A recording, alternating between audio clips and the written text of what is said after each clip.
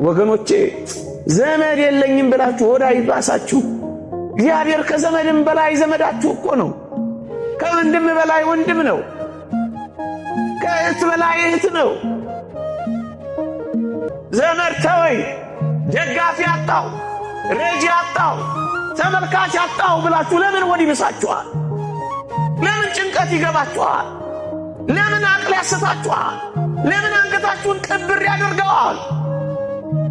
ብቻችሁን እንኳን ብትሆኑ መብረሪያ ክንፍ ብታጡ መመልከቻ ኃይል ባይኖራችሁ መመከቻ ጉልበት ባይኖራችሁ እርጅና ቢጫናችሁ ግድ የላችሁም። እግዚአብሔርን እመኑት። ያስርባችሁ እንደሆነ ይሁን፣ ያስጠማችሁ እንደሆነ ፈትኑት። አባት እያለ አባት እንደሌለው፣ ተመልካች እያለ ተመልካች እንደሌለው፣ ብርቱ ክንድ እያለ ደጋፊ እንደሌለው ለምን ትቅበዘበዛለህ? ኃያሉ እያለ ድካም ለምን ይሰማ? እንደዚህ እንኳን ብትሆኑ መጋቢ አላችሁ።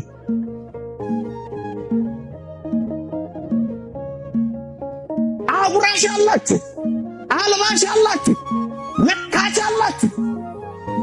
ተስፋ አትቁረጡ ወጣቶች። ቢቆረጥ በእግዚአብሔር ተስፋ ይቆረጣል። ይሄን ሁሉ ቃል ኪዳን ገብቶልን አይታመንም እግዚአብሔር።